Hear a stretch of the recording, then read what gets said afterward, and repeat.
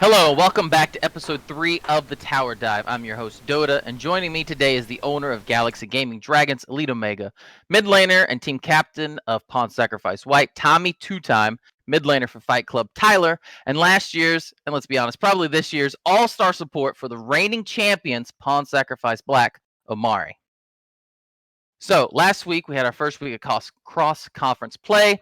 Pretty exciting, I thought so. A lot of close games, but the final score was Baron 8 wins, Dragon 6 wins, not including the forfeits, of course. Now, is anyone here surprised by that outcome? And does anyone here think Headspace is a complete head case for thinking Baron is the way stronger group? We'll go with you first, Elite. I think Baron is a much stronger division than Dragon this year. The only teams that really are any competition are the top three seeds in Dragon right now. Rift Dragons, Pawn Sacrifice White, and I believe Aether Esports. Everyone else is lower bracket. Okay. All right, follow-up question for that. So right now, you guys are third, right behind Solar Phoenix. So is there anyone else in Baron that is worrying you, you're worried about, you think is a decent team, or do you basically think it's top 3 Baron, top 3 Dragon, everyone else is just Bronze League? Mustangs is rising, and after watching them stomp in stream, it was a little scary. Okay. All right, that's fair. All right. I'll ask the same question to you, Tommy. So, I don't think it's as bad as he made it sound in the last episode, where he was like, Barrett is the best division, and he's like, we're gonna get creamed. It's like, after the first day, it was 3-0, right? Like, I mean, granted, we played the Yeah. weaker teams out of Baron's side, but I don't think it's as like huge of a gap. I think the record now is like what, 8-6, right? Correct. So I I don't think he's I don't think he's like this almighty prophet, but I definitely don't think he's wrong in a sense. Like, yeah, it is arguable that there are stronger teams in both divisions, and I personally think right now the top three in Baron are stronger than the top three in Dragon. But who knows? We still have 4 weeks of games left, and a lot can happen in 4 weeks. All right. A little bit of truth in the madness. I get what you're saying. We'll go with you, Amari. Okay, so I kind of agree with Tommy to an extent, but I like rather than say top 3 Baron, top 3 in Dragon, I'd rather just say top 2 in Baron and then top 2 in Dragon because I think Pawn Sacrifice Black and Solar Phoenix are probably the top 2 teams. And then there's a bit of a gap, and then you move to like Galaxy Gaming Dragons, despite them being tied in wins. I think Solar Phoenix gave us like a lot more of a run for our money, I'd say. And also, I think Rift Dragons or Rift Esports, whatever you want to call them, are actually like a decent team. They're the best team in Dragon Division, and I think when you match those two, like when you match those four, I think Baron is actually stronger. But I'd rather just say like overall, in terms of division versus division, I think it becomes a lot more competitive. And before actually going into Challenge Week, I thought Dragon Division was stronger based on the fact that our lower teams feel to an extent like it felt like we were just like more disappointing going into it because I thought like wow, Solar Phoenix, Galaxy Gaming Dragons, and the teams like all below us like just felt like they were super disappointing, and Solar Phoenix kind of proved us wrong, but everyone else has yet to really, show us up. So top heavy, Baron is. Yeah, for Okay. sure. Easy peasy. All right, Tyler, you? From what I've seen in Baron, a lot of the teams at the bottom half are pretty unsettled, such as the Mustangs, right, who just came 2-0, and Fight Club, who we really don't know much about. But I'd say from the scrims that I've seen, the Pawn Sacrifice and Rift Dragons are the only teams that I would say can match up to the top tier of Baron. And that's just based off scrims. I think all the top players, individual players, are all in Baron. And then when you have individual gaps of skill, it really shows, in my opinion. Okay. Yeah.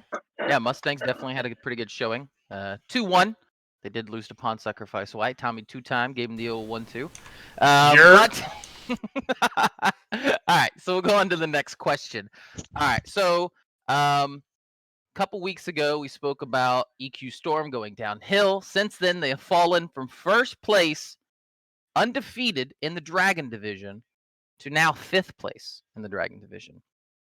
What's the one thing that you think EQS need to turn their season back around and make their way back up to the top? We'll go back to you, Tyler. I haven't seen them in scrims a lot, only on stream, and what I've seen on stream, they look rather decent, just a couple misplays here and there in terms of communication. It doesn't seem like any roster changes are necessary, absolutely, but like, I think as a team, they just need to just talk more. I haven't heard their comms, but I assume they need to just communicate better. Okay. Yeah, communication issues, definitely the bane of a lot of teams. Omari? After the dumpster fire that happened recently of what was it? Their mid laner literally getting grounded, and then their jungle having to step in and move to mid lane, and I think Brown Joe went jungle. None didn't get any ganks from his jungler, and then he just left the Discord.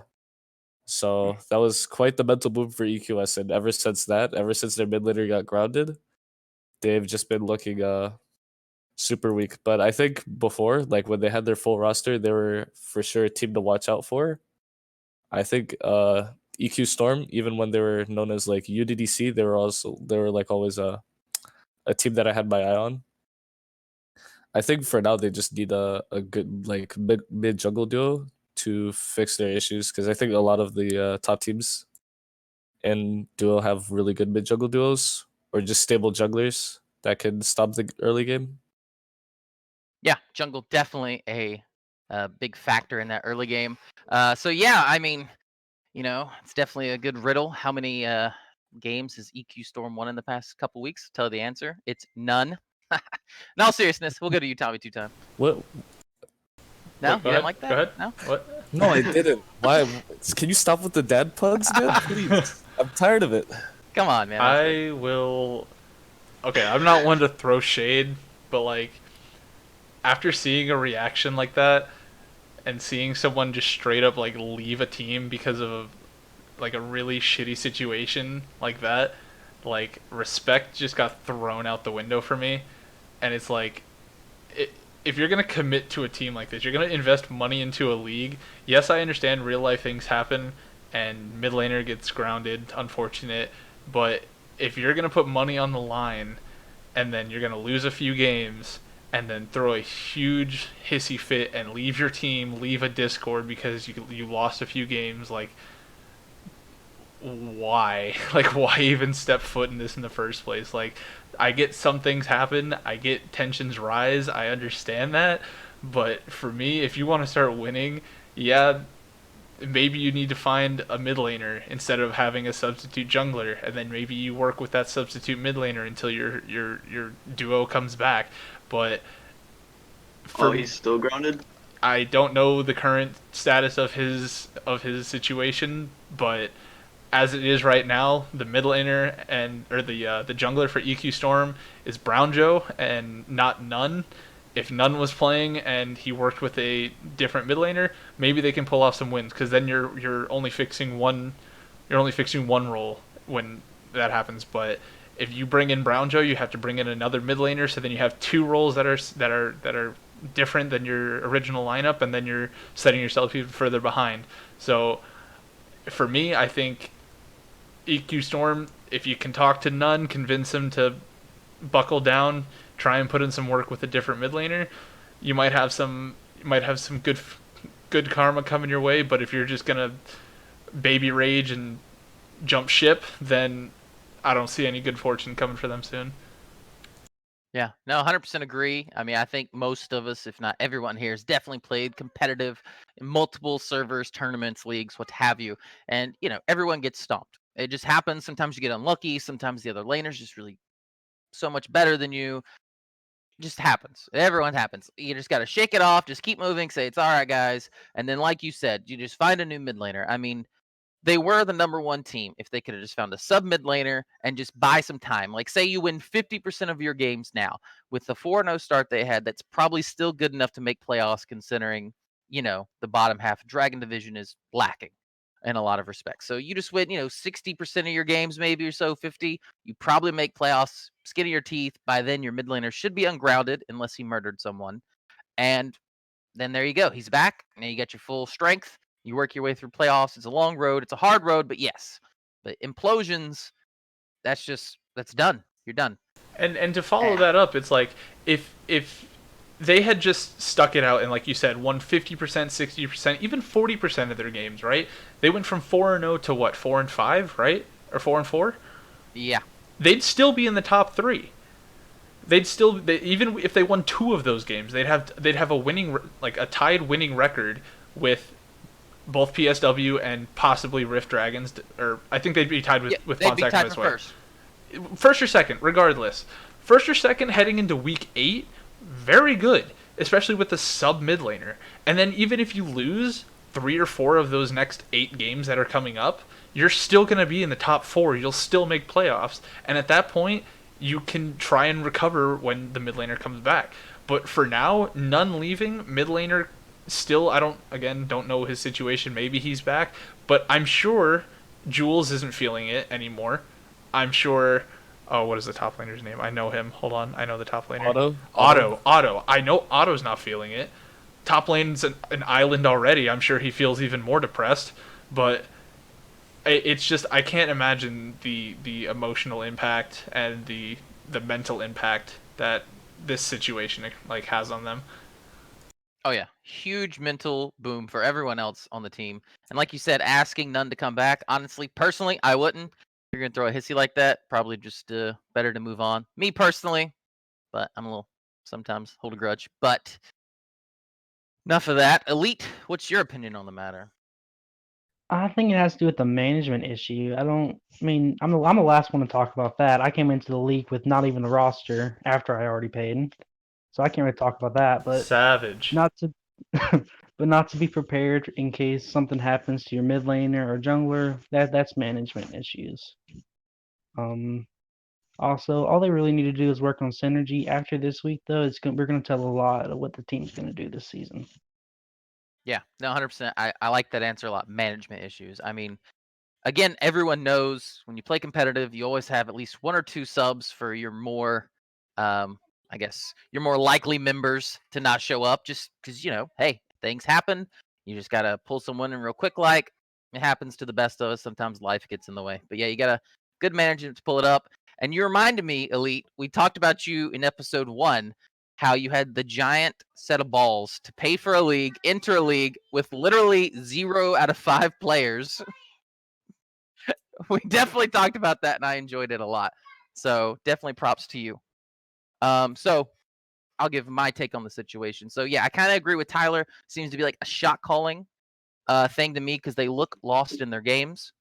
A lot of times they're just kind of just running around. The past 2 weeks, it just seems very solo queue-esque, where they just run around in circles, try to figure out what's going on. And, well, you can't really do that in 5s, especially at a gold plat level. Maybe if this was silver, you get lucky.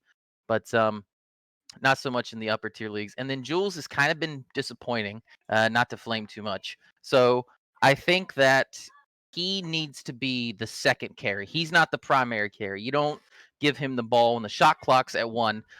It needs to be a solid mid laner or top laner, and then he plays, I don't want to say support, but you know what I'm saying, the second damage dealer, the second carry, because he doesn't seem to be the primary source. So they definitely need a strong solo lane in the mid lane, and then that duo jungle synergy would definitely help facilitate the mid laner getting ahead, which then allow Jules to get some pressure off of him, and then he can do that secondary damage source.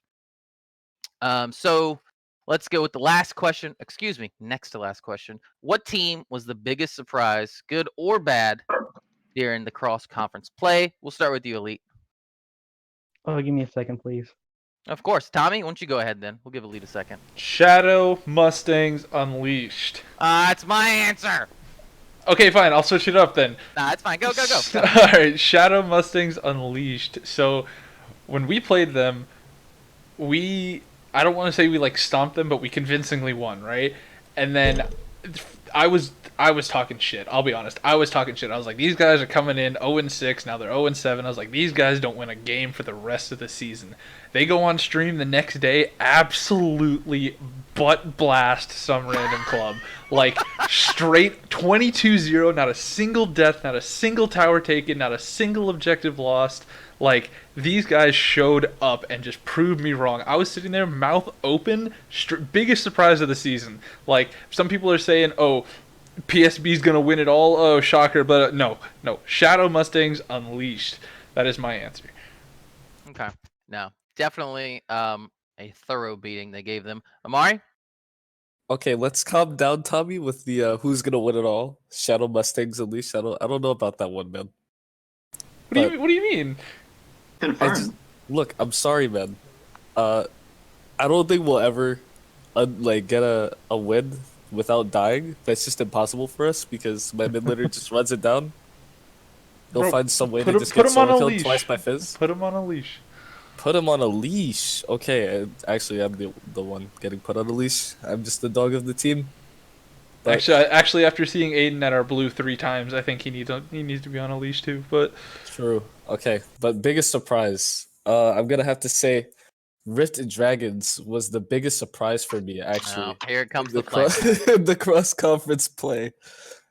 Why are you foreshadowing this, Dota? Calm down, man. Anyway, I was gonna say, going into it, Okita Nozomi, my favorite player, my favorite Syndra player, was like I think he said the better team to win will have the better bot lane, and then nothing happened bot lane, so that was pretty cool. And then what else happened? Oh, I got to explore a little bit of his brain, to where he thinks that a so you didn't bronze explore Sejuani- much. No, actually, come not really. I think somebody said that he's brain damaged for having a Kirito profile picture from Sword Art Online. So I think he's It's brain nice. damaged for putting Flaming Thunder as number 5 jungler when he's a top laner. But Yeah, I think yeah, I think half the people in Blood Sacrifice just think he's stupid. But Hmm. moving on, he's also said that a bronze Sejuani player can beat a gold plat Trundle that counters Sejuani just because Sejuani is a relatively easy champion that gets forced in draft. But moving on, it was kind of crazy because I was hoping for like a bloody bot lane, and then what happened was we got a boring bot lane where no kills happened. Nothing really felt crazy until my AD carry and my mid laner started popping off in team fights, and we won because their jungle just did he had no impact on Wukong, and that tilted Okita enough to just instant leave the voice chat. So I guess the biggest surprise is him hyping that up so much and then just insta leaving rage quitting the voice call. All right. Quick little side question. Why do you think he picked Syndra? Do you think it's like a cheese pick? He thought maybe they could win the lane with it. Was he scared to 2v2? What's your thoughts on that? So at first I thought he was just insecure, but then I realized there was actually some decent reasoning behind it. We went into the game actually being ready to pinch Okita somewhat, but our first priorities were pinching his jungle something corny and then pitching his support with the highest vision score in the league, Waki.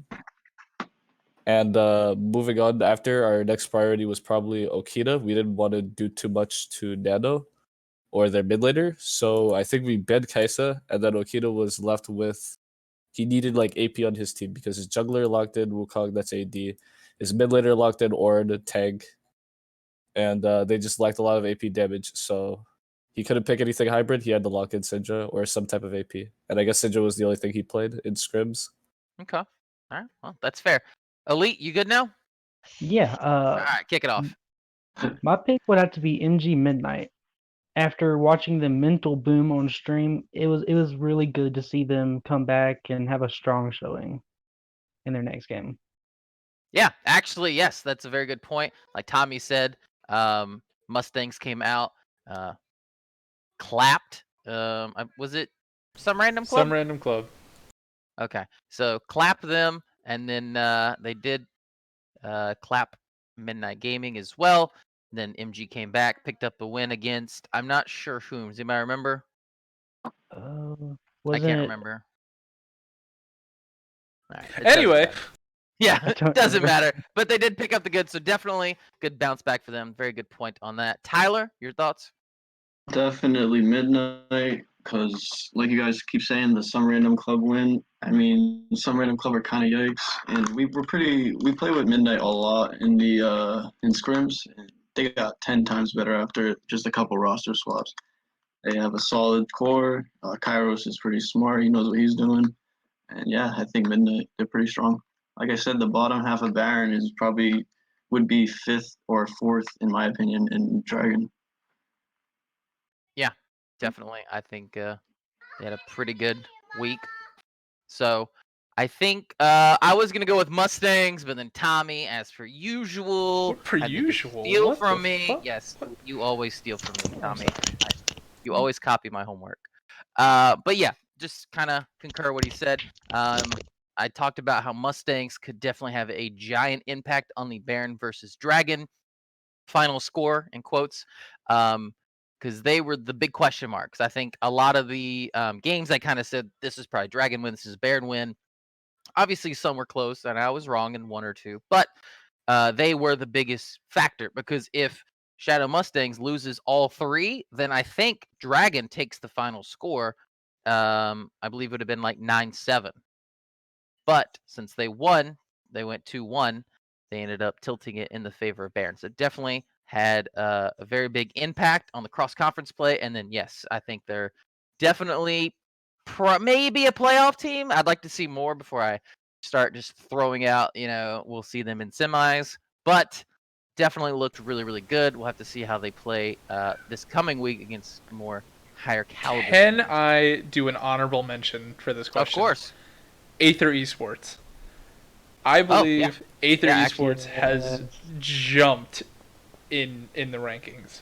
To Okay, the so Tommy just stole my answer too. Can we bro, wait. Have you didn't answer yet? Or you answered already? No, What I do you mean? did. Oh, but you didn't. Wait, yeah, what? but this Aether's for my next question. Okay, man. well, I'm answering this question still, so hop off. All right. Anyway, I hate you so much. I'm gonna kick you from the org. Yeah, no, I think A is definitely a good answer. I feel like we kind of, just like everyone else, they've kind of flown under our radar, just like everyone else's. Because I believe it was 2 weeks ago, Aether was sitting at 1-3. Now they're sitting at 5-4.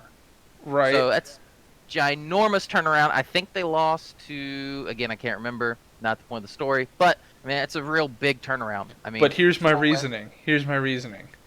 In the last game they played off stream. I was able to watch it. Fridge solo killing Kakari. Last Ooh. season, Kakari solo killing TK. Fridge greater than TK. No one can convince me otherwise. Stop, man. I mean, I think that's I don't want to talk about that game. Fridge better than Kakari or TK confirmed. Confirmed. So Change my you mind. heard it here, folks. You heard it here, folks. We'll have to see how they go next week. Speaking of next week, we're gonna have to look to our next question. What is going to be the match of the week this upcoming weekend? We'll start with you, Elite. Oh, yeah, Elite. Match of the week for me is Galaxy Gaming Dragons versus Pawn Sacrifice White. Galaxy Gaming Dragons doesn't have a winning record versus other teams that have a winning record. So this is really a stand if we can be a true playoff team. Wait, you said they don't have wins against other teams with winning records? Besides Team Darkspark. Huh. That's a very interesting stat, and I like it. I'm definitely going to mention it on stream like I thought of it. So we'll go with you, Tommy, next. I'm gonna say Shadow Mustangs Unleashed Wow! Unleash the Mustang! versus EQ Storm, the game right before the one that Elite mentioned. Why I that be pers- match of the week? It's going to be a stomp. We don't know that. We don't know that. We don't have enough information about Shadow Mustangs, and we also need to see how EQ Storm bounces back. Now, you're claiming it's going to be a stomp. I don't personally disagree, but I want to see how that turns out, and that's when I will be I will be tuning into that to see, because I want to see if Shadow Mustangs can continue to live through the hype, or if EQ Storm can bounce back from their setbacks and come back with a win, possibly join us in the record 6-3 or 6-3. So Okay. All right. Well, my thoughts on the game are going to be this is where you come in, Tommy, with your video editing skills.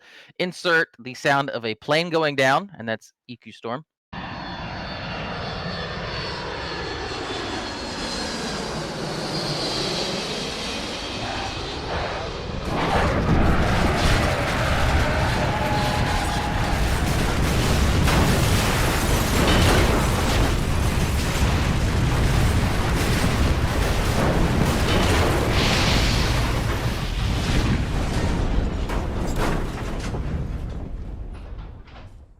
Now insert the sound of a majestic stallion neighing, and that's Mustangs.